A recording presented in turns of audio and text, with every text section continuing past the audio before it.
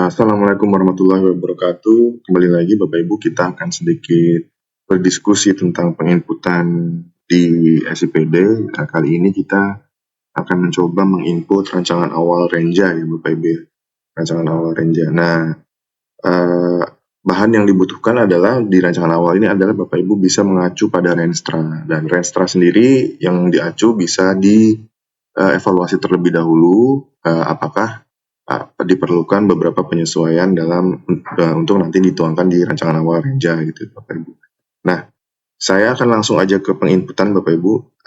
Pada dasarnya ini sama mirip dengan yang SPD yang biasa kita gunakan mungkin bukan tahun lalu ya, 2 tahun yang lalu, yaitu SPD yang merah gitu ya.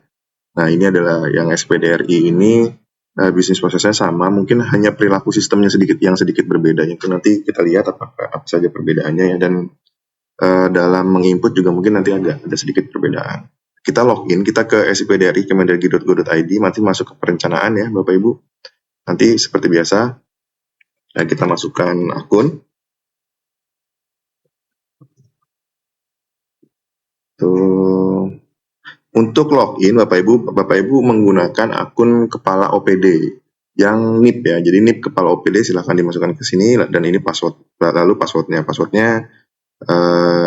yang sudah sesuai yang sudah diperbaiki ya, yang sudah diubah, silahkan.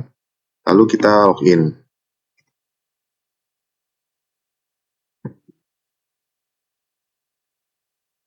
Nah, masuk ke tahun 2025 ya Bapak Ibu ya. Masuk ke 2025, lalu masuk. Nah, ini adalah tampilannya. Lalu untuk langsung menginput Renja, kita pergi ke menu RKPD. Nah, di sini lalu masuk ke menu Renja. Nah, ini adalah tampilan menu penginputan Renja Bapak Ibu. Kalau kita lihat di sini masih kosong, namun yang ada hanya batasan pagu di sini ya. Dan di sini ada jadwal.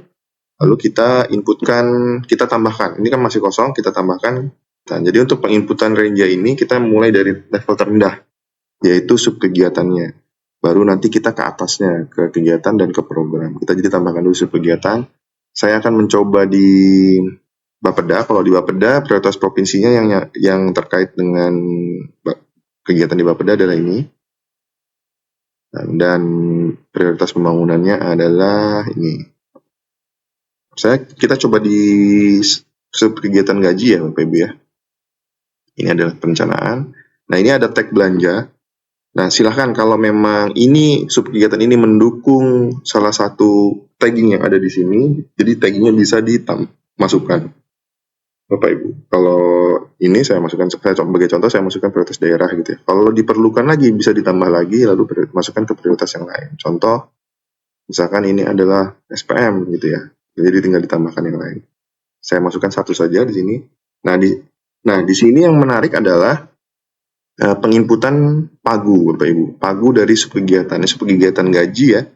Pagu dari subkegiatan di sini itu tidak, kalau kita lihat di sini anggaran subkegiatannya di sini mati ya. Tidak seperti ini yang bisa diisi. Kalau yang di sini ini mati. Karena memang anggaran subkegiatan ini merupakan akumulasi dari sumber dana yang kita input di atas. Itu Bapak Ibu. Jadi mau tidak mau kita harus punya kertas kerja sumber dana apa yang dipakai di subkegiatan ini. Kita sudah siapkan Bapak Ibu sumber dananya. Contoh di sini kalau kita pakai gaji ya. Nah, di gaji di sini anggarannya segini. Nah, di sini sumber dananya sudah muncul ya. Kita coba masukkan. Saya coba bagi dua saja. Itu lalu kita coba masukkan di sini gajinya, sumber dananya ini. Jadi yang pertama adalah pendapatan asli daerah. Nah, di sini ketika kita klik, pastikan diketik ya Bapak Ibu ya. Nah, di sini ada dua Bapak Ibu, pendapatan asli daerah ini. Munculnya dua ya. Nah, Bapak Ibu mesti memahami kenapa ini ada dua. Jadi yang pertama ini yang kode depannya kodenya 1, yang kedua di belakangnya kodenya 2. Yang kodenya 1 itu adalah kita menyebutnya dana umum. Dan kodenya 2 kita menyebutnya dana khusus. Dana umum dan dana khusus ini adalah penggunaan pendapatan sesuai dengan peruntukannya gitu ya. Misalkan kita jelaskan coba dari dana khusus. Dana khusus itu adalah dana yang sudah diplot atau sudah dialokasikan peruntukannya untuk apa. Misalkan sebagian dari DAU itu untuk pembangunan infrastruktur. Nah, makanya nanti kalau itu adalah DAU yang dipakai untuk pembangunan infrastruktur, maka dia akan menggunakan sumber dana yang depannya 2, dana khusus.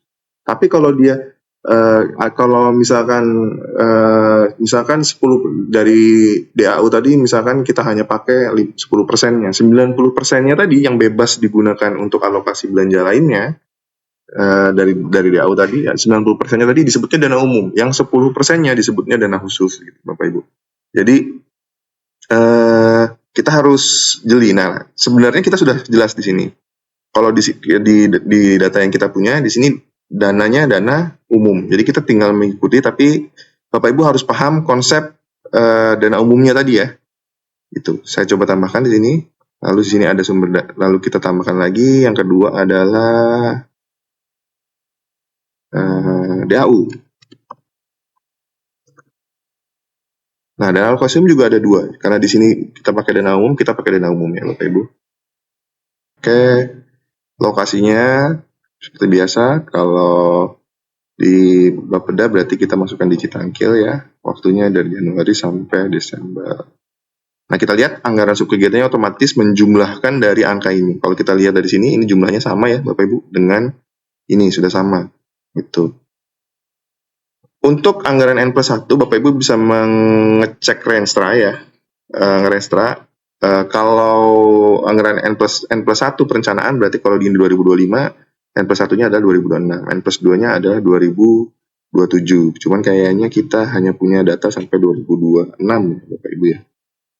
Itu. Nah, ini adalah indikator, lalu yang paling bawahnya adalah indikator subkegiatan dari yang ada di Capman. Jadi otomatis, jadi hanya kita tinggal isikan targetnya. Kalau kita lihat di sini 798. Itu lalu kita simpan. Ya, data tersimpan. Nah, ini ada inputan pagu, ada pagu validasinya masih 0 Bapak Ibu ya. Jadi kita ketika menginput, ini pagu yang kita input ini tidak akan langsung masuk, tidak akan langsung diakui. Ini semacam masih draft. Kalau ketika nanti kita sudah menginput, sudah selesai, lalu kita anggap itu sudah final, kita validasi, lalu pagu validasinya akan mengikuti apa yang kita input Bapak Ibu. Tombol validasinya ini bisa untuk keseluruhan OPD ini atau subkegiatan juga ini. Kita coba aja validasi ya. Nah, maka pagu validasi yang di atas akan terisi. Di sini juga ininya juga sudah tervalidasi. Setelah subkegiatan terinput, anggap saja ini ya, atau saya coba tambah satu subkegiatan lagi.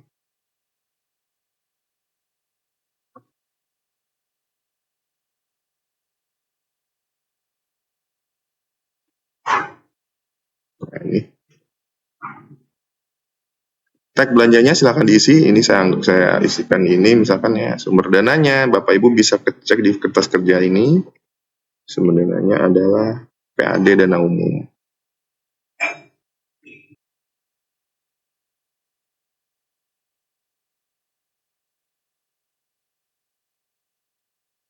Itu. Nah, di sini otomatis ya Bapak Ibu. Pagu anggaran subkegiatannya terisi seperti biasa lokasinya. Lalu kita isi di sini penyusunannya di Januari sampai Mei, sampai Juni ya. Lalu kita anggap ininya sama. Targetnya di sini adalah 2 dokumen. Lalu kita simpan. Nah, di sini tersimpan ya Pak Ibu. Di sini ada 2 kegiatan yang berbeda. Nah, setelah subkegiatan terinput, Bapak Ibu naik ke atasnya, kita coba edit di kegiatan. Kita akan menginput indikator program dan indikator kegiatan sekaligus di sini. Jadi di tingkat program tidak ada tombol. Jadi tombolnya semuanya nanti di kegiatan. Kalau kita klik edit seperti ini. Nah, sebelum Bapak Ibu mengedit, silahkan klik tombol yang sebelah kiri. Ambil indikator dari Renstra. Nah, setelah datanya terambil, ini juga sama, silakan ya. Datanya terambil, nanti indikator program dan indikator kegiatannya akan terisi secara otomatis. Nah, seperti ini. Nah, misalkan ini ya, Bapak Ibu. Tinggal kita perbaiki. Kalau ini ada yang double, kita hapus 1. Kelompok sasarannya misalkan Literasi keuangan ya.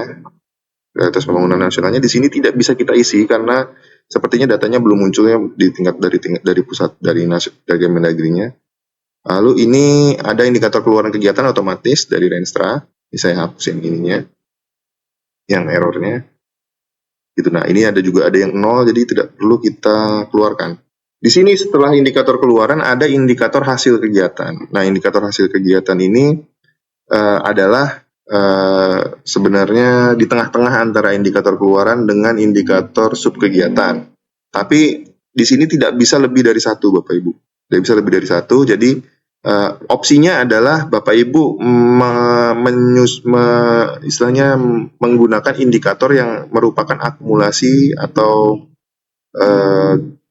gabungan dari indikator keluaran ini kita gabung ke sini, atau kalau memang sulit untuk membuat indikator baru yang merupakan gabungan dari indikator kegiatan yang banyak ini, kita juga bisa memilih indikator keluaran kegiatan yang kita anggap paling utama ya, Bapak Ibu. Jadi kita coba ambil misalkan yang ini.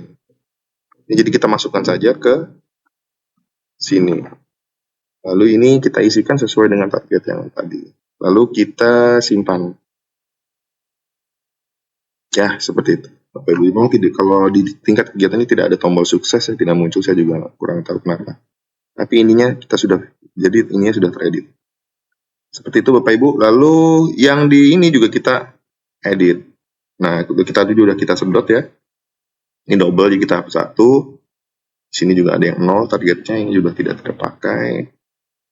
Ini juga tidak terpakai, jadi kita tinggal pakai ini. Lalu kita pilih ini yang paling utama. Jadi kita tinggal pilih ini, lalu kita simpan. Nah, seperti itu Bapak Ibu. Nah, di sini pagunya belum tervalidasi semua ya, baru yang ini belum. Lalu kita bisa validasi ulang. Nanti walaupun Bapak Ibu sudah validasi, jadi Bapak Ibu masih bisa mengedit, asalkan tapi setelah melakukan pengeditan kita harus melakukan validasi ulang. Jadi seluruh penginputan ini nanti diakhiri dengan proses validasi terlebih dahulu gitu Bapak Ibu. Dan jadinya supaya pagu inputan dan pagu validasi ini nanti sama. Lalu selanjutnya kalau sudah selesai semua, kita bisa cetak laporannya di sini. Nah, hasilnya akan seperti ini Bapak Ibu. Ya, seperti ini. Ya, gini seperti ini. Oke. Mohon maaf Bapak Ibu kalau ada kesalahan, mudah-mudahan bermanfaat ya videonya. Terima kasih sudah menonton sampai akhir. Assalamualaikum warahmatullahi wabarakatuh.